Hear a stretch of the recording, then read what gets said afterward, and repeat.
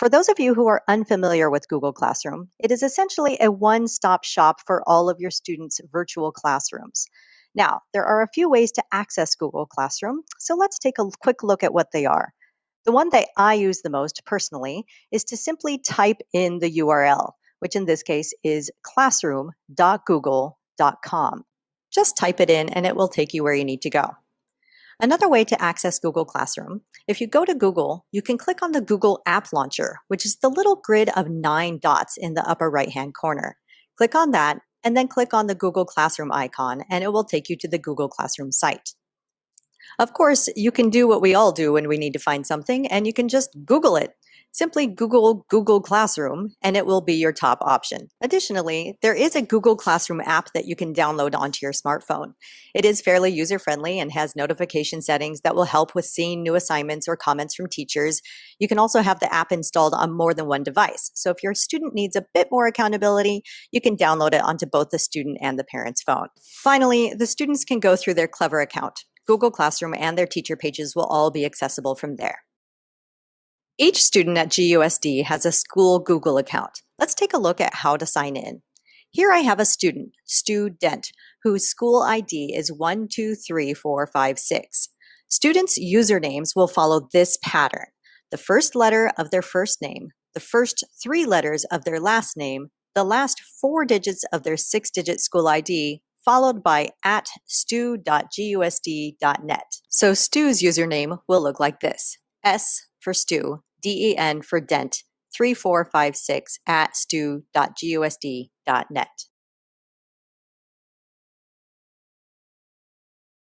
Okay, now that we're in, let's take a look at what Google Classroom looks like from a student's perspective. This is the Google Classroom homepage. Each tile represents a class that this student is in. If your student needs to add a class, there are 2 ways to join a classroom. If the teacher has manually invited your student to the class will show up on the tiles when they log into the classroom. You can tell it's a new class because this one says join right here. All they need to do is click the join button and they're in.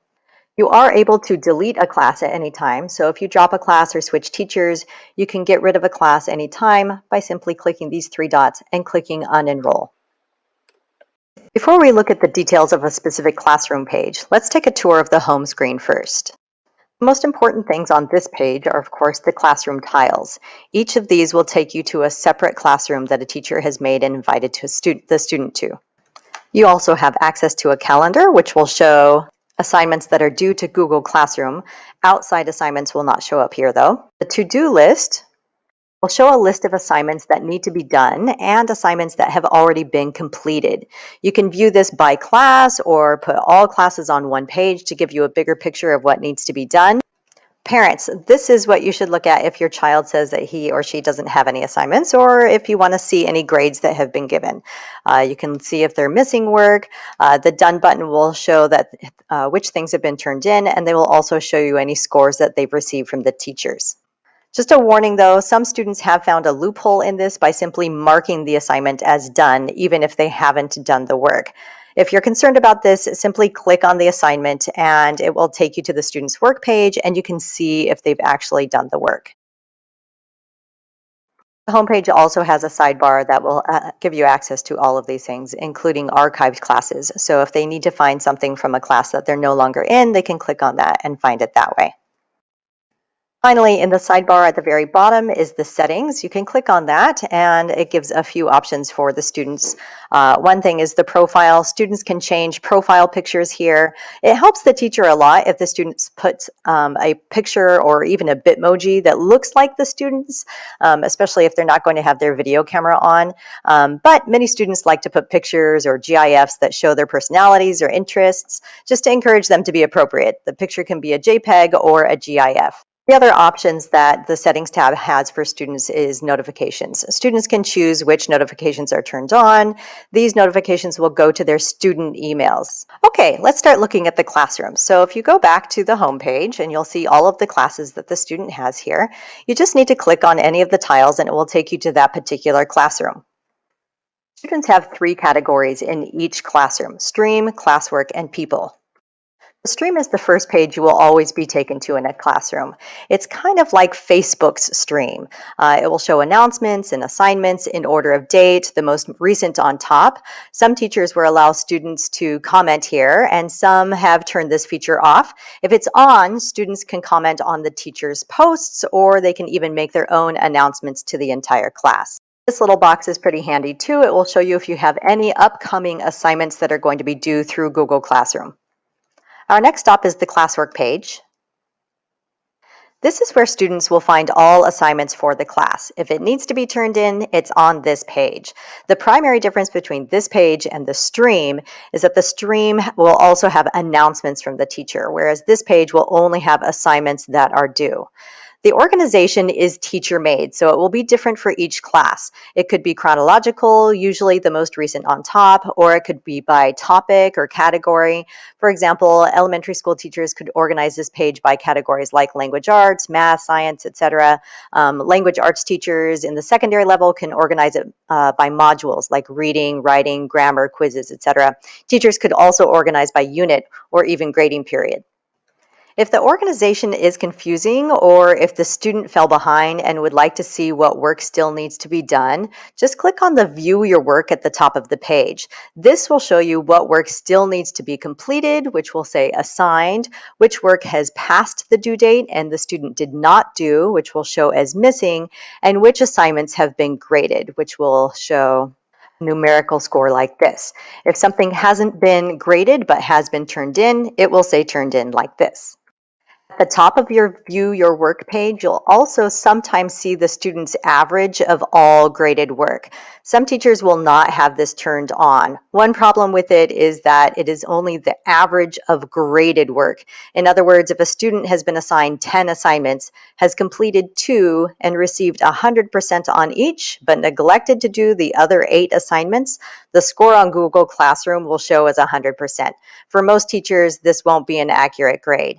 In GUSD, the teacher will either need to go in by hand and mark the missing assignments as 0, or they'll need to put the accurate grades into Student Portal or their own grade books. Let's take a more detailed look on the assignments in Google Classroom on the classwork page. On the classwork page, you'll see a list of all of the assignments that the student has been assigned. If you want to see a specific assignment, you click on the actual assignment and then you click View Assignment and it will take you there. If a student is stuck and has questions about a particular assignment, they can ask questions in the private comments box. Anything that's typed in here will only be viewed by the teacher, and the teacher can privately respond to the student. There's the title of the actual assignment. The due date will be here. These are any instructions that the teacher will leave for any students. And this right here are any materials that the teacher has deemed necessary to complete the assignment. Over here in your work, if it's been graded, the grade will show up here. This right here is very important. If there's a document that shows up under your work, that's the document that your teacher wants you to use and turn in. Think of it as an electronic worksheet. If there's an additional material that you need to turn in, that's what this Add or Create button is for, and you just need to decide which one you need to do and turn it in. This student has already submitted the work, so it says resubmit. You are able to resubmit work. However, if she resubmitted it right now, it would show up as late, so you do want to be careful about deadlines. When a student has completed an assignment, it is important that he or she remembers to turn it in. When a student turns in their work, the ownership of the paper transfers to the teacher. The student will not be able to make changes or see comments until after the teacher returns the work. Let me show you another assignment that has not been turned in yet.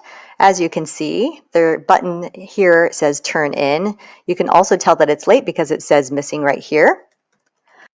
Occasionally, a teacher will have assigned a student something that does not require a document. For example, if the day's assignment was to read an article or play a learning game that cannot be turned in, the assignment can ask the student to simply mark the assignment as done. This will let the teacher know that the student has self-reported that they have completed the assignment.